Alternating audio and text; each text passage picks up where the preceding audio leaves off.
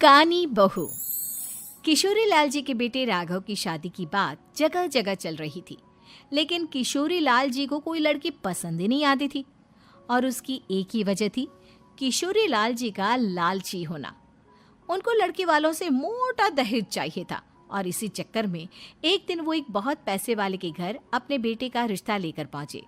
उस आदमी का नाम था ओम प्रकाश। देखिए किशोरी लाल जी, मेरी एक ही बेटी है और मेरी सारी संपत्ति जायदाद सब कुछ मेरी बेटी नैना का ही है। पापा, नाम से लगता है बहुत खूबसूरत होगी। कितना अच्छा नाम है ना, नैना। ओ, वैसे बात तो सही है आपकी। अब इतना पैसा है, जमीन जायदाद है, इकलौती बेटी, आप भी क्या करेंगे? सब कुछ उसे ही देंगे ना। बिल्कुल ठीक पहचाना आपने। बस बेटी की शादी और सारी जायदाद उसके नाम। पापा, बिना देखे हाँ कर दीजिए ना। इतना अच्छा रिश्ता फिर कहाँ मिलेगा? माला माल हो जाएंगे हम। मैं अपनी बेटी को बुलाता हूँ। अरे नहीं नहीं नहीं नहीं, आपकी बेटी का नाम नैना है, सुनकर ही लगता है बहुत सुंदर होगी। रहने दीजिए अंकल, मैं तो आपकी बेटी के नाम से ही इतना खुश हो गया हूँ कि उसे बिना देखे शादी करने को तैयार हूँ। अब तो मैं उसका चेहरा सीधे शादी के बाद ही देखूंगा। और इस तरह राघव नैना का चेहरा नहीं देखता और उससे शादी कर लेता है। शादी के बाद अपनी सुहाग रात पर जब राघव नैना का घूंघट उठाकर देखता है तो नैना की आंखें बंद थी। कितनी खूबसूरत हो तुम नैना, जरा अपनी आंखें खोलकर मेरी तरफ देखो तो सही। नहीं, मुझे शर्म आती है। अरे, मैंने तुम्हें शादी से पहले भी नहीं देखा, और अब अगर तुम आंखें खोलकर मुझे देखोगी भी नहीं तो मुझे अच्छा कैसे लगेगा? इससे पहले कि नैना अपनी आंखें खोलकर राघव की तरफ देखती, अचानक से लाइट चली गई और राघव नैना को पूरी तरह से देख भी नहीं पाया। अगली सुबह नैना राघव के लिए नाश्ता बनाकर लेकर आई। अरे ये क्या, आधा पराठा सीका हुआ है और आधा बिल्कुल कच्चा। ये तुमने क्या किया नैना? बहू, तुमने क्या आधा पराठा तवे से नीचे लटका कर रखा था, जो आधा सिका है और आधा कच्चा? मुझे जितना दिखेगा उतना ही तो सीखूंगी ना पापा जी। जहाँ जहाँ मुझे नजर आ रहा था वहाँ मैंने सीख लिया, जहाँ जहाँ नहीं दिखा वहाँ कच्चा रह गया होगा। इसका क्या मतलब है? ये कैसा मजाक कर रही है तुम? अरे बहू, तुमने इतना लंबा घूंघट क्यों लगाया हुआ है? देखो, हमारे घर में बहुओं को बेटी की तरह रखा जाता है, और फिर तुम तो इतना सारा माल लेकर आई हो। देखो, ये घूंघट डालकर रखने की कोई ज़रूरत नहीं है। हाँ नैना, पापा जी ठीक कह रहे हैं, तुम तो आराम से रहो, अपना ही घर समझो। नैना अचानक से अपना घूंघट उठा लेती है। अरे ये क्या पापा, नैना की तो एक आंख फूटी हुई है। नाम से नैना, लेकिन ये तो कानी बहू निकली।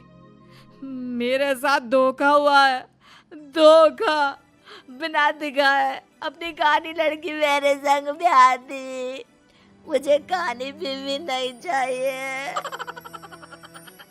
मुझे अभी ओम प्रकाश जी से बात करनी पड़ेगी। आखिर उन्होंने मेरे साथ ऐसा किया क्यों? अरे, आप लोगों ने ही तो पापा से कहा था कि आप लोग शादी से पहले मुझे देखना नहीं चाहते। अब मेरे पापा पर क्यों इल्जाम लगा रहे हैं? अरे लेकिन उन्हें बताना तो चाहिए था ना कि तुम कानी हो, एक आंख से तुम्हें दिखाई नहीं देता। किशोरी लाल और राघव नाराज होकर ओम प्रकाश को अपने घर बुलाते हैं। पापा जी, ये आपने क्या किया? शादी से पहले बताया क्यों नहीं कि नैना की आंखों में परेशानी है?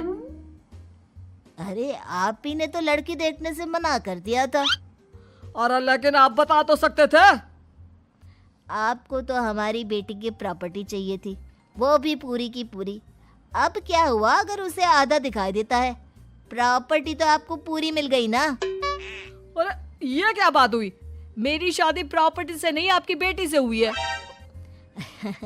अब ये तो पहले सोचना चाहिए था, तब तो मेरी प्रॉपर्टी देखकर तुम्हारी जुबान लप लपा रही थी। लेकिन मैं कानी लड़की को अपनी बीवी बनाकर नहीं रख सकता। पापा, कुछ करिए ना आप। हाँ, करता हूँ। देखिए ओम प्रकाश जी, आप हमारे साथ ऐसा नहीं कर सकते। और तुम देखो, अगर तुमने मेरी बेटी से शादी तोड़ी ना, तो जो भी प्रॉपर्टी मैंने तुम्हें दी है वो तो पूरी की पूरी वापस ले ही लूँगा, और आधी प्रॉपर्टी तुम्हारी भी लूँगा। अरे मेरी आधी प्रॉपर्टी भला क्यों लेंगे आप?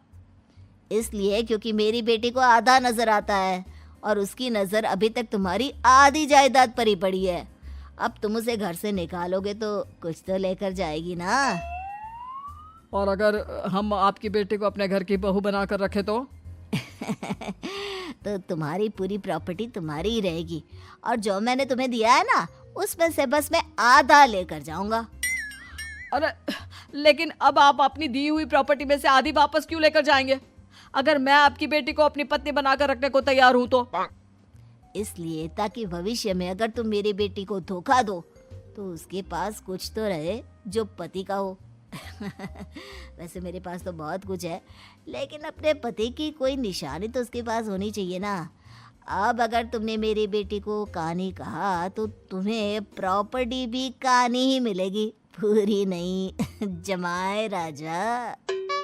किशोरी लाल और राघव समझ चुके थे कि वो बुरी तरह फंस चुके हैं और अब उनके पास वहां से निकलने का कोई चारा नहीं है। अब समझ में आया ना, लालच बुरी बला होती है। एक तो तुम्हें प्रॉपर्टी मिली, ऊपर से बीवी मिली, उसमें तुम्हें नखरे भी दिखाने हैं। आए बड़े, चुपचाप बैठो दोनों। कुछ दिनों के बाद नैना राघव की कार लेकर बाजार घूमने निकलती है और जब कार लेकर वापस आती है, ये क्या? एक तरफ से मेरी गाड़ी पूरी खराब हो चुकी है। लगता है तुमने मेरी गाड़ी को किसी दूसरी गाड़ी के साथ एक्सीडेंट किया है। अरे अरे कितना बड़ा नुकसान कर दिया तुमने बहू। वो क्या है ना पापा जी, मुझे एक आंख से दिखाई नहीं दे रहा था, सामने से गाड़ी आ रही थी। मुझे तो सिर्फ आधा ही दिखाई दिया और वो गाड़ी मेरी कार से रगड़ते हुए निकल गई। अब मैं क्या करूं बताओ? आप इसे ठीक कराने के पैसे कौन देगा? तुम्हारे पापा? तुमने मुझसे इस तरह से बात की? अभी रुको। नैना राघव की शिकायत ओम प्रकाश को कर देती है। देखो राघव, अब जो मेरी आधी प्रॉपर्टी तुम्हारे पास थी ना, उसमें से आधी और मैं लेकर जाऊंगा, क्योंकि तुमने मेरी बेटी को डांटा। अरे नहीं नहीं पापा जी, गलती हो गई, माफ कर दो। गलती की तो कोई गुंजाइश ही नहीं।